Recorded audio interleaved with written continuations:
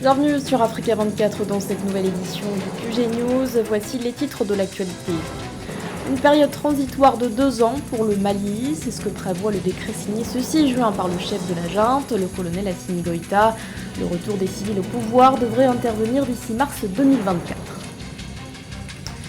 Coup de projecteur sur un restaurant atypique au Nigeria, dénommé Sketch Lagos.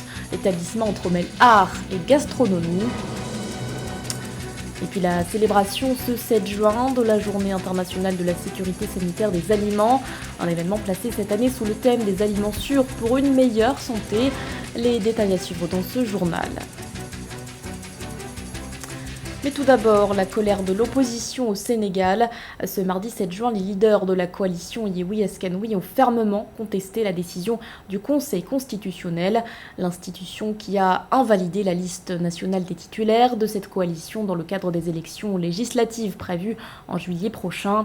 Une liste sur laquelle était inscrit Ousmane Sonko, le leader du PASTEF, qui se retrouve donc écarté du scrutin. D'après le maire de Ziguinchor, cette décision est une violation flagrante de la loi. En signe de protestation, il a lancé un appel à la manifestation ce 8 juin dans les rues de Dakar. Dans l'actualité également, lui aussi a lancé un appel adressé cette fois-ci au président sud-africain Cyril Ramaphosa. Le Parti des combattants pour la liberté économique demande au chef de l'État de quitter ses fonctions. En cause, une affaire de cambriolage que le chef de l'exécutif aurait tenté de dissimuler. D'après des accusations énoncées par l'ancien chef de renseignement, Arthur Fraser, des cambrioleurs se seraient introduits dans une propriété appartenant au président et auraient trouvé l'équivalent d'un peu plus de 3 millions d'euros en espèces. Une somme importante que le chef de l'État n'aurait pas déclarée, selon la plainte. Pour Julius Malema, le leader de l'EFF, le dirigeant sud-africain n'a pas respecté son serment. Au Mali, la durée de la transition a été fixée à 2 ans. Ce lundi 6 juin, le chef de la junte, le colonel Assimi Goïta, a signé un décret qui prévoit un retour des civils au pouvoir au mois de mars 2024. L'annonce de ce délai intervient 2 jours après le sommet extraordinaire de la CEDEAO, où les dirigeants ont finalement décidé de maintenir les sanctions imposées au Mali. Samantha Saberou Sabomanga. Au Mali, le président de la transition, le colonel Assimi Goïta, a prorogé par décret la nouvelle durée de la transition politique à 24 mois contre 5 ans initialement prévus en début d'année. Une annonce faite lundi 6 juin 2022 par le ministre malien de l'administration territoriale et porte-parole du gouvernement, le colonel Abdoulaye Maïga. La prorogation est effective à compter du 26 mars 2022. Cette décision intervient 2 jours après le sommet extraordinaire de la conférence des chefs d'État et de gouvernement de la Communauté économique des États de l'Afrique de l'Ouest, CEDEAO, tenu samedi dernier à Accra, au Ghana.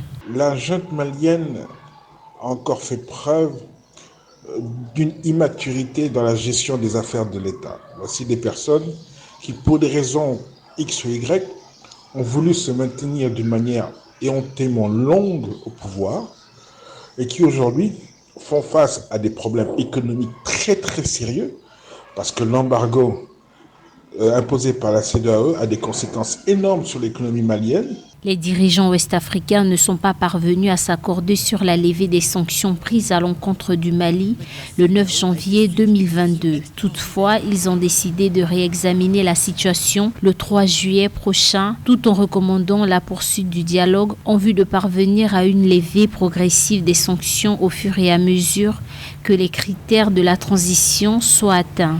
Ce qu'aujourd'hui la CEDEAO attend des Maliens, c'est surtout que dans un calendrier précis de tous les actes qu'ils vont poser d'ici 24 mois pour pouvoir justement redonner le pouvoir aux civils. Quelles sont les institutions qui devront être mises? À quelle date ces institutions seront mises?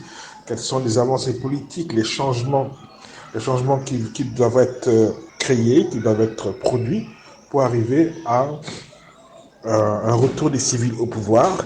Et c'est ce document-là qui est attendu de leur part. Et tant que ce document n'est pas sorti, écoutez, la pression de la CEDEAO ne s'arrêtera pas.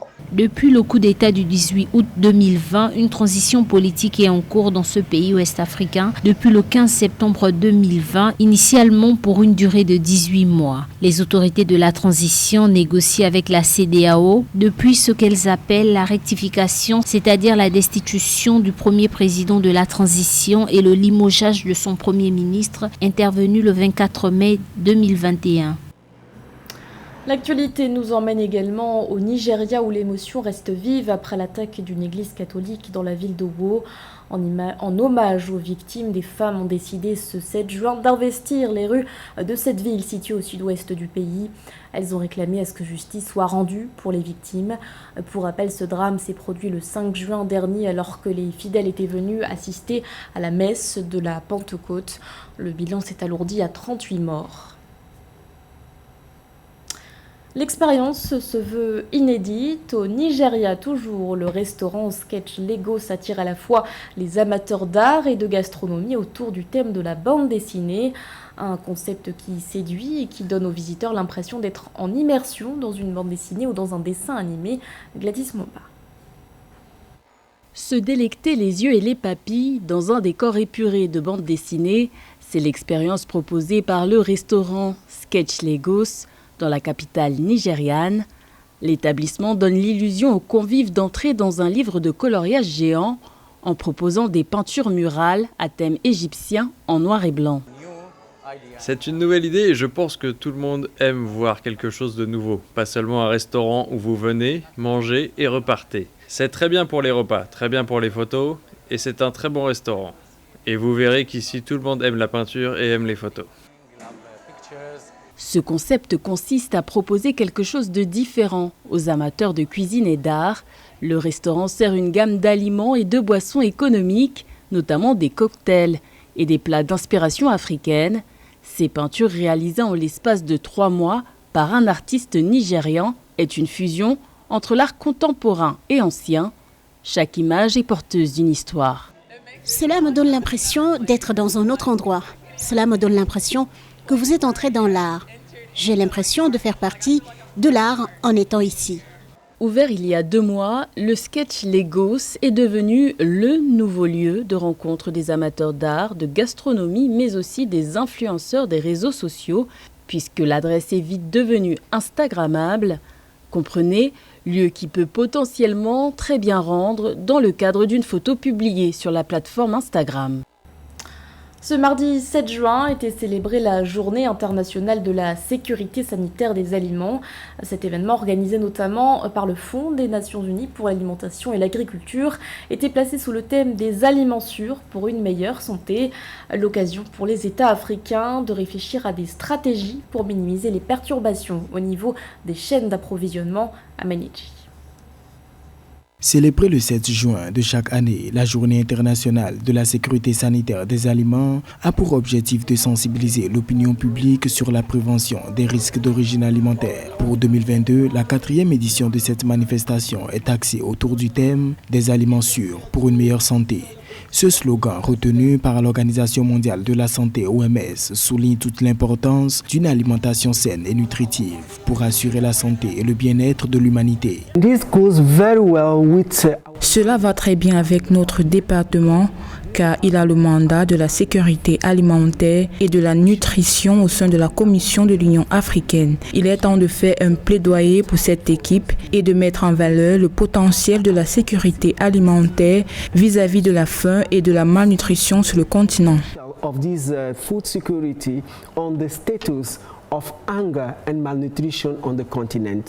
Selon l'Organisation des Nations Unies pour l'alimentation et l'agriculture (FAO), les denrées impropres à la consommation sont à l'origine de 600 millions de cas de maladies d'origine alimentaire, 420 000 décès dans le monde, dont 30% sont des enfants. Une situation qui représente une menace pour la santé humaine et les économies du monde, d'où investir dans la sécurité sanitaire des aliments se révèle bénéfique à l'avenir.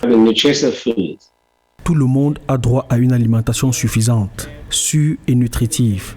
Les aliments peuvent devenir dangereux à tout moment. La sécurité alimentaire est l'affaire de tous, des gouvernements aux entreprises du secteur des aliments, en passant par les experts scientifiques et les consommateurs. Sans sécurité sanitaire, il ne peut y avoir de sécurité alimentaire. Des aliments sains contribuent à la transformation des systèmes agroalimentaires pour qu'ils soient plus efficaces, plus inclusifs et plus durables.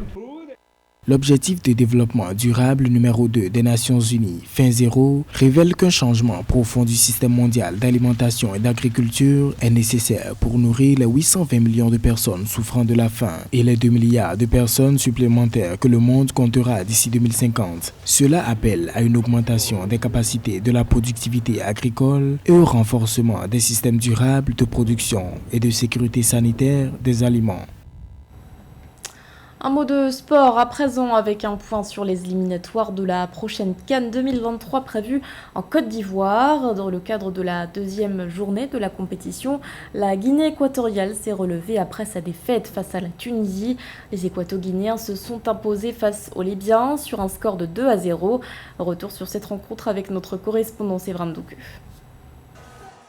Le Zalan national l'emporte sur la Libye 2-0 lundi 6 juin 2022 à Malabo lors de la deuxième journée de la phase des groupes des éliminatoires de la Coupe d'Afrique des Nations 2023. La première illustration de la rencontre intervient à la 51e minute grâce à un but contre son camp de Mohamed Tourami qui a permis aux Équato-Guinéens de prendre les devants. Quelques minutes plus tard, les Chevaliers de la Méditerranée encaissent de nouveau. Frédéric Obikoro double la marque des siens à 6 minutes de la fin de la partie. Les Équato-Guinéens se sont bien repris. Ils ont gagné 2-0. C'est une équipe en transition. Ils ont fait une CAN magnifique au Cameroun, la CAN 2021 au Cameroun. Tombeur de l'Algérie, ils ont éliminé le Mali en huitième de finale. Ils ont été battus en quart de finale par le Sénégal. C'est une équipe avec un entraîneur local qui a des idées, qui a de l'ambition, mais c'est une équipe un peu intermittente du spectacle. Ils peuvent faire un match extraordinaire aujourd'hui et déjouer le match souvent. Donc, il reste à cette équipe une dynamique positive.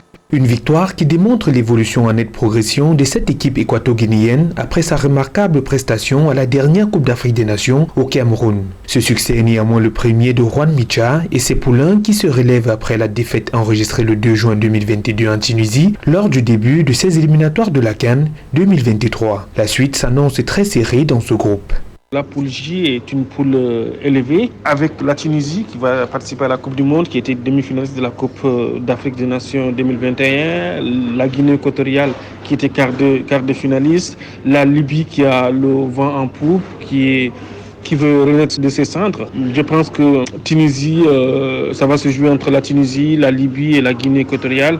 Le Botswana est en dessous. Donc je pense qu'il n'y aura pas une grosse surprise. La Tunisie doit passer, plus la Guinée équatoriale ou la Libye. Les Équato-Guinéens prennent donc la deuxième place du groupe J. La Libye est en troisième avec 3 points grâce à son succès d'entrée contre le Botswana à Benina. Ce journal a été réalisé par l'ensemble de la rédaction. Merci de votre fidélité. L'actualité continue sur Africa 24.